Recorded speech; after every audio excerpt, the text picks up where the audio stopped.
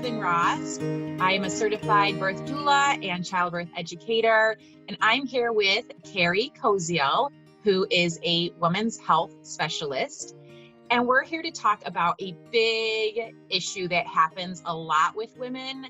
Some women notice this in pregnancy, and others might notice this also post-birth, urinary incontinence, and how this is a problem, but there is help for this. So we're going to be talking about the difference and how to distinguish between stress urinary incontinence as well as urge urinary incontinence and understanding the differences. And I'm going to let Carrie give her information because she is a big expert in this field here. So thanks so much, Carrie, for joining us. Thank you for having me. And I'll just clarify that my information is coming from the perspective of both a women's health physical therapist, where I treated women with intravaginal and intrarectal techniques for many, many years in a clinic setting.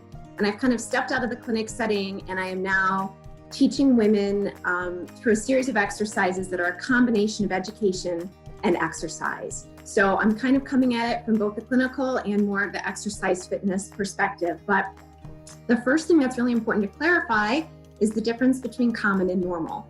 And so many women are told after they have a baby, oh, of course you're gonna leak a little pee. That's just, part of being a mom and having a kid. And that is completely false.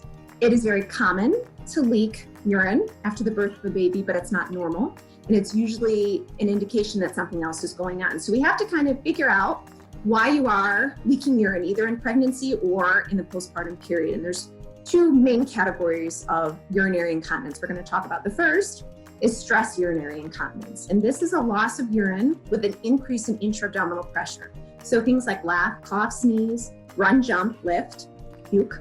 All of these things create a great surge of intra-abdominal pressure. And if the sphincteric muscles around the urethral sphincter are not strong enough, you may leak a little bit of urine. So that's that category. Urge urinary incontinence is a little different. Women that have urge incontinence describe a strong urge to go to the bathroom. They sometimes talk about triggers. As soon as they punch in the garage code, they instantly feel the need to go to the bathroom and they can't hardly control it. Or they'll say things like, I go to the bathroom and I think I've emptied my bladder, but then a couple seconds later, I feel that little tickle or that urge like I have to go again. I don't feel like I'm completely emptying it. So we really need to talk about those two topics separately. When it comes to stress, urinary incontinence, usually it's a strength issue, not all the time, but most of the time, women need to be taught exercises to help strengthen the muscles of the pelvic floor. Now, it is very important that we differentiate between women who are hypoactive, have hypotension, not a lot of tension in the muscles, or hyperactive. Because some women have really, really tight pelvic floor muscles, and doing 100 Kegels a day is going to make that problem worse. It would almost be like if you had a bicep muscle that was stuck in this position. If you came into the clinic and asked me what to do, I wouldn't say, do 500 bicep curls and that'll really help. I would say, oh my goodness, no, let's figure out how to lengthen those muscles out and then we can build the strength in. So that's really difficult to determine unless you have some sort of internal exam where the practitioner can decide, yes, you're really tight, or no, it's really a weakness issue. But let me clarify that a tight muscle doesn't mean it's a strong muscle. And those women that are really tight probably eventually need strengthening once we figured out how to stretch and lengthen the muscle out again. But I'll concentrate on the majority, which is women who have weak muscles down there. And yes, Kegels are the exercise we're all sold. We hand out Kegels like candy on Halloween, Kegels for everyone. And while Kegels can be a great starting point, it can't stop at just Kegels. And by the way, there's 22 different types of Kegels. There's long holds and short holds. There's working into the different layers of the muscles or just the superficial muscles. And a lot of women are not doing Kegels properly. So again, an internal exam will really help teach women, are you actually utilizing the right muscles, or do we need to work on your technique just a little bit? But once you've got the technique down and you know how to properly contract and relax those muscles, now it's time to start building that into everyday life, because Kegels are failing millions of women all over the world because they teach you how to hold, how to brace and hold. And that's not going to help you when little Timmy runs out into the street and you're jogging after him and you leak a little urine right there. We're not going to walk around clenching our muscles. So once you know how to work the muscles and relax them, you need to pull it into your day-to-day life. So things like getting out of a chair, for example, that requires a little bit of intra-abdominal pressure. So we would want you to learn how to contract your muscles before you stand up. Picking up toys around the house, we'd want you to learn how to do a lunge to pick up a toy and then contract your pelvic floor to pick that toy back up again. So doing a Kegel, but actually pulling into functional movement is really what takes a pelvic floor strengthening program from little beginning intro program to something that's really going to help these women out.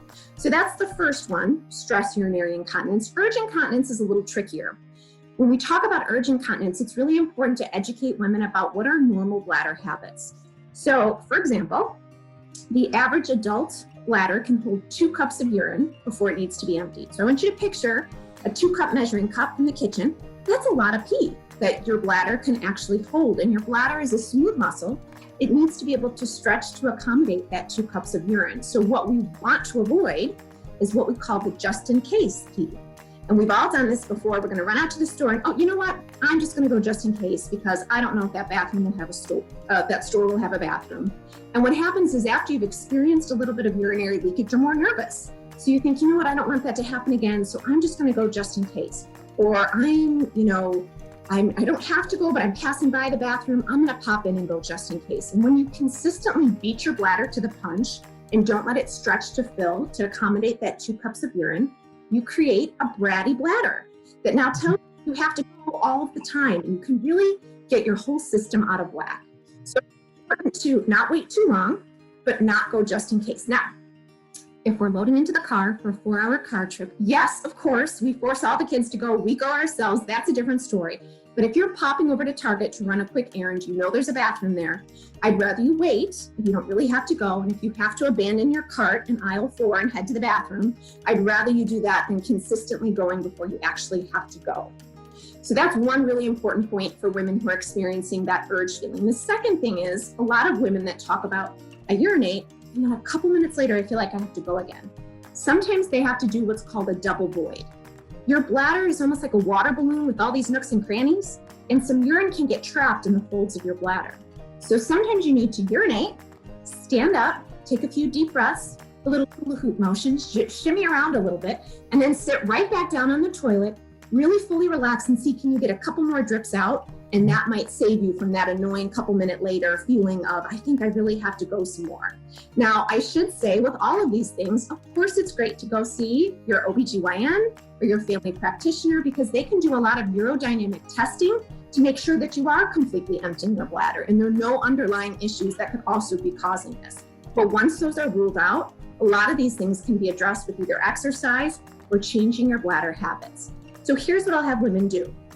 I'll have them fill out a 3-day bladder diary. Because if I asked you, Robin, to put you on the spot, how many times you peed yesterday, would you know? Nope. I think I peed twice this morning, though.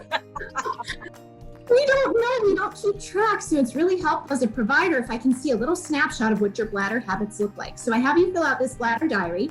It goes from 6 in the morning to 7, it's a 24-hour cycle. So you check off every time you go to the bathroom. You check off how long you were in the bathroom. So you count your pee 1,000, 2,000, 3,000. So we see how long you're urinating. You calculate if you had any leakage and what you were doing when you experienced the leakage. And then you have a little diary of what you're eating and drinking. So when women come back in, the first thing I do is I tally up how many times they peed in that 24-hour period. And the average range is 6 to 8 times in a 24-hour period. Now, there are reasons that might be higher or lower. If you're taking a diuretic or if there's any other fluid issue or you're drinking a ton of water, maybe you're going more than that 6 to 8 times. I like to see that you're only waking up once at night to go to the bathroom and then hopefully getting right back to sleep. It would be great if you didn't have to wake up at all. And what I see with nursing moms a lot is they're waking up multiple times in the middle of the night to feed a baby and they think, well, gosh, I don't want my bladder to interrupt my sleep. So you know what, I'm just gonna go into the bathroom really quick, even though they don't have to go. Now they wake up 3 hours later with the baby, they go again. And they almost create this habit in their bladder where now they're having to go on a more regular schedule. So again, if you can stretch that out and you don't really have to go, we want to eliminate that just in case going to the bathroom. So that's the first thing I look at. The second thing I look at is the interval between the pees. So if I see that you woke up at 6 a.m. and peed, and then you peed again at 7, and then 7:30, that's clustering. That's a lot of clustering. So I go over to the food and drink column to see if I can see a reason why you would be going that much. What we like to see is that you're not going more than every 2 hours, but that you're not waiting more than 4 hours to go to the bathroom. So if you're clustering a lot, I'll look over and I'll see, is there something that you're eating or drinking that's considered a known dietary irritant to the bladder? And a few big ones that stick out are coffee, caffeinated products and soda products, citrus juices. All of these things can create an irritant to the lining of the bladder. So I would never suggest that anyone eliminate their morning cup of coffee or two. However, what I do say is when you take that coffee on an empty stomach, now you have this angry coffee substance irritating the lining of the bladder, making you go more than you probably have to go. So if you could limit the morning coffee or even drink a lot of water along with the coffee, now we've got more of a diluted environment that's more friendly to the bladder instead of this angry coffee substance by itself. Where I see a lot of women waiting, is especially teachers, or at least when they were in the school area, because they would almost train themselves to go a ton in the morning. They wouldn't go the entire time they had class and then go a ton in the evening. And that tells me they're not drinking near enough water in that period of time if they can go that long without urinating. So those are a few of the things that I look at that kind of help determine why might you have this urge feeling to go more often? Why might your bladder be a little bit more aggravated? Now, when it comes to pregnancy and postpartum specifically, women in the beginning part of their pregnancy in the first trimester usually are going more often just because of the sudden influx of hormones and fluid and everything else that's going on. And then they usually get a little bit of relief in the second trimester. And in the third trimester, it can pick back up again only because the weight of the uterus on the bladder limits the bladder capacity a little bit and makes them feel the urge to go more often. In the postpartum period, what I like to mention is that in that first week postpartum, it is very, very common for women to not have a lot of warning to get to the bathroom. Now, luckily, they're usually wearing those mesh undies or Depends pads because of the postpartum bleeding. So usually have a little receptacle to catch urine. But often what happens is women will say right after they've had a baby, I think I have to go to the bathroom. They're walking to the bathroom and I am going to the bathroom as I'm walking. I am certainly going and I can't hold it to make it there. I don't panic. In that first week, there's a lot going on with your body. Things are inflamed. Things are trying to figure themselves back out again. So in the clinic setting, if women called with that issue, I really didn't even want to see them in the first week. It said, I would say, just give your body a chance.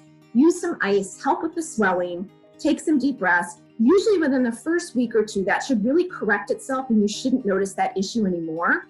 By your 6-week postpartum visit, if you're still noticing urinary leakage, this is certainly an opportunity for you to have a conversation with your provider. Make sure they've ruled out anything else and then leave with a script for women's physical therapy so we can do a proper internal examination and determine, is it stress incontinence, is it urge incontinence, and do we need to work more on strengthening or relaxing those muscles or more refining your bladder habits so that we can get you back into that normal bladder habit sequence. So that is really just a few quick tips, but don't let anyone shrug that off and say, of course you're going to leak pee, you've had a baby. That is not the case. It's an indication that you really need to address something, and there's a lot of good work we can do between the medical community and the physical therapy community. We've got your back and your front. I love it. I love it. Yes, and I agree. There so many people try to normalize it all that, yes, this is normal. This is why there's more urinary incontinence products at pharmacies than there are like feminine products, which is not okay. So it's great to understand what is common, what's normal, but also knowing there is help for this, that this should not be an ongoing issue that gets worse. And my gosh, Carrie, you are such a wealth of information. I was jotting notes down because I'm like, oh my gosh, I don't even need, this is wonderful. So thank you so much for joining us today. Everybody, thanks for watching. And Carrie, can you just tell everyone where they can find you specific if they wanted to reach out? I know you're doing virtual consults, in person, potentially, whenever you're comfortable with that. But how can everybody find you for more information? Yes. So my website is pilatesbycarrie.com, and that's CARRIE.com. And I offer lots of different options. So, once you've seen a doctor and ruled things out and you know it's more of a fitness issue, I can design a customized fitness program to meet your specific needs depending on what's going on. And I can do that virtually, right here like we're doing on a screen, or I am starting to see private clients with lots of safety measures, of course, from my home studio. And then I offer group classes as well. So groups of 6 to 8 women, where we talk about all these things. There's lots of education, and then again, expertly designed exercises to strengthen the muscles, relax the muscles, teach you how to breathe, teach you how to align your body. So I would be more than happy to talk to anyone. This is my passion and I love talking about this. So thanks for inviting me on. Thank you so much again. And everybody stay tuned. Carrie will be back with more information as we go forward with these wonderful informational videos. So please keep watching, and thanks again for watching us today.